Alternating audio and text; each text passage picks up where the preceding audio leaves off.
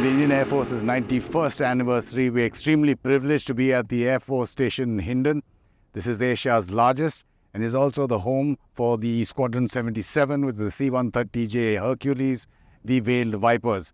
We're extremely privileged again to have with us the commanding officer of the squadron, Group Captain Ankit Singh. Thank you so much, sir. Congratulations on Air Force Day first. Thank you so much. To you too. I just wanted to get you to overview some of the major operations that you were involved with, your boys and girls were, women were involved with. If I can start with Operation Kaveri and a subset of that, which is Operation Wadi, which took everyone's imagination when we heard details about that, sir. Okay, the Indian Air Force is equipped with the latest C-130J Super Hercules. This is one of the most advanced tactical airlift platform. And 77 Squadron Veiled Vipers is the first special ops squadron of Indian Air Force. And we are supposed to undertake missions which are challenging and difficult.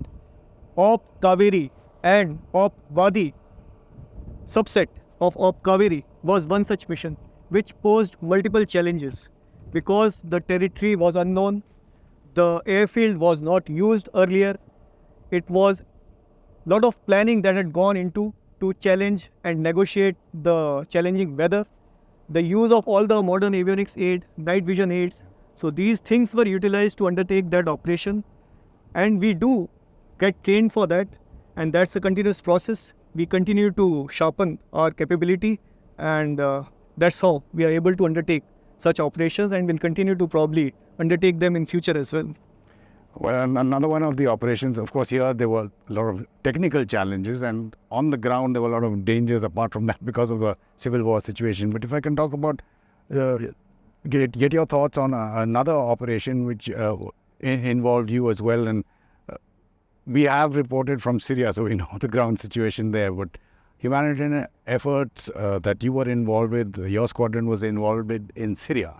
Yeah, that was quite challenging because Syria has been a troubled place for quite some time now. And once this earthquake struck Turkey and other parts of Syria, and that was quite devastating. So we were asked to take human assistance, disaster relief mission to Syria with some aid. And yes, this was first time for us, challenging, definitely, but we undertook with utmost professionalism and provided the required aid and do the needful. We are able to take off at the earliest and be the first responder in true sense. So that has a lot to do with that. Another operation which, again, your squadron was involved with and required extremely fast responses. You were prepared, I think, from Tajikistan as well, was Operation Devi Shakti. And again, Yes. we personally, our team has landed in Navid Karzai International Airport. It's been renamed now in Kabul several times, of course, in commercial aircraft. Tell us about that and how challenging that was in the situation, because we saw those horrible pictures that were coming out as the Americans were withdrawing and people were getting onto the airfield. So the tagline is at your own risk. So that's how the aircraft was welcomed in Afghanistan airspace. You all are aware the kind of situation, some of you were there on ground.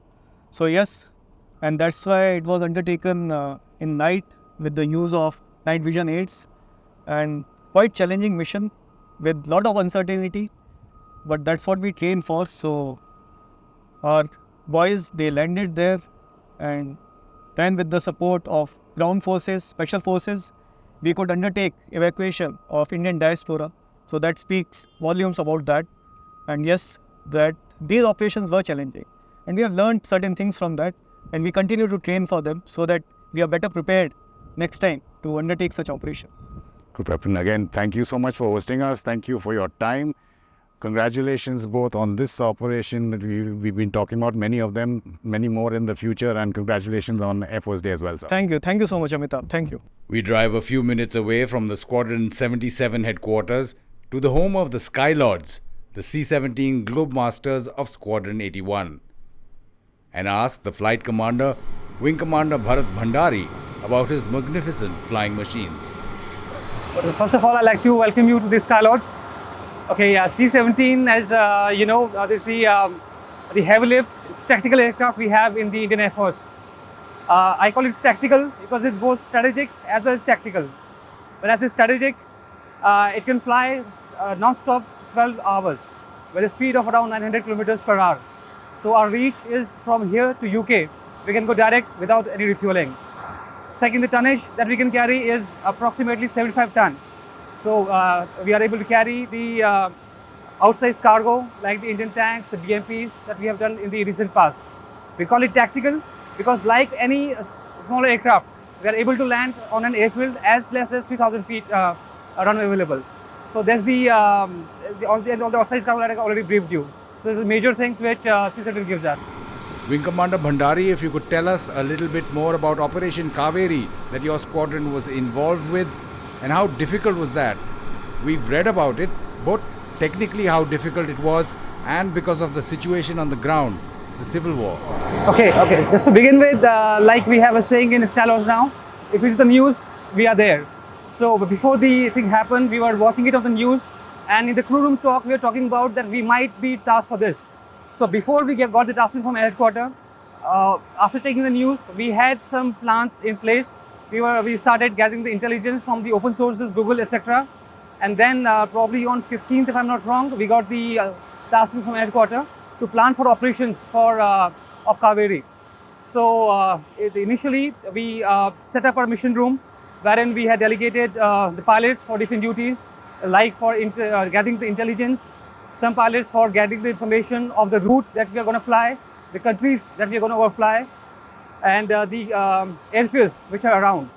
So, and we also took help of our colleagues in C-130, also the mission abroad and air headquarters. So we got a lot of hint about what is happening on the ground, but still everything was not very clear. So we made a lot of plans with the intelligence we had. The first thing that was told to us is expect no refueling or no handling at Sudan, because these things are very dynamic. I was in touch with the mission and Sudan, so they informed me the same thing. So because of our reach, like I told you, this tactical aircraft, because of our reach, our capacity and our endurance, we were the first choice initially for the mission. We had all the plans. We planned numerous routes, numerous planning. We had planned not to refuel at Sudan, come back to Oman, refueling in Muscat, come back to Hindon, refueling at Jeddah, go to Sudan, come back to Hindon. So there were a lot of plans were made and we were sent to headquarters. And after some time, we were told to be on hot standby for any mission because the things were very volatile and changing. The scenario was changing at Sudan. Subsequently, the C-130s, they were tasked to proceed to Jeddah and find more ints and gather the information so that the launch can happen. Subsequently, the C-1, that was headquartered to optimize the effort. The headquarters decided that the C-130s will be tasked to get the passengers from Sudan to Jeddah, and we were utilized for getting the passengers Jeddah back to Delhi or back to India. So this mission continued, and in one of the sorties, we carried a mammoth amount of 391 passengers at one go from Jeddah to Hindon. Subsequently, because of the OCIs were not allowed to land at Jeddah. So we had to devise further plans to land at Sudan directly and get the people directly from there.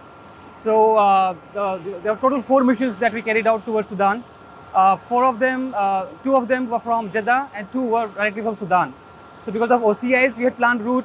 We proceeded to Jeddah, refueled there, and thereafter proceeded to Sudan, picked up the people without refueling. The passengers, we decided that we'll take off in night. So we landed, took the passengers and flew directly from Sudan back to India.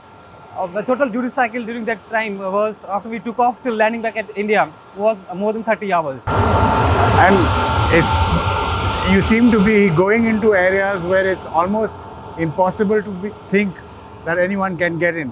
Operation Devi Shakti, for example, and you were mentioning the news, and we saw the days up to when you finally went in, what the situation was in Kabul. If you could tell us a little bit more about the other operations that your squadron has been part of. Yeah, we have been part of a lot of operations in inception. We'll start with we'll only focus on the HRDR as of now, not about the operations. Like as soon as we incepted, within 1 year, the Srinagar floods. They were the main thing to get the people from their supply of water and food over there. Floods in Kerala, again we were there. Op Neer, Op Sangat Mochan from Djibouti. So there are numerous operations that we've been part of. So I'll be generally focusing on the last 2 years, the operations that we conducted. We started with Op Devi Shakti in August 21, if I'm not wrong. wherein we were told to launch, and we launched the aircraft and got back our diaspora from there, including the embassy staff and other personnel from there. We concluded around 45 sorties in that and got the people back. Second was again Op Ganga. After the Russian attack Ukraine, and our Indian diaspora over there were threatened, the students basically. So again we had launched Op Ganga, wherein we flew numerous sorties. I was part of 2 such sorties when we got people back from there. Again, the duty cycles were exceeded beyond 30 hours, but the planning and execution was flawless. Similarly was for Turkey, like the Op Dost we conducted after the earthquake. The first aircraft was launched, we were in the crew room again, listening to the news, we saw the earthquake, and we had in mind that it might come up. 3 hours, we got a call that be ready for this mission. Within next 3 hours, our first aircraft had gotten airborne to Kolkata to get the NDRF team from there. By night, we were ready for launch to Turkey. All the clearances, everything was achieved. The issue was there were a lot of people who did not have visa and passports were not available. MEA worked overnight, and by midnight, the passports were available for all the NDRF personnel. And we could launch, by midnight, we could launch the first aircraft. So it was around, within 12 hours, we could launch aircraft from India to abroad with all the clearances available. So it speaks momentous about the coordination between the agencies and the defense forces as such. Absolutely. Thank you so much again for giving us this interview, and congratulations again on Indian Air Force Day. Wing Commander Bharat. Thank you, Amitabh. It was a pleasure speaking to you. And for all our viewers, do give us feedback. You can follow all our social medias for the latest articles and interviews like this that we put up on YouTube. There's also a QR code on your screen if you'd like to support our work, interviews like this one.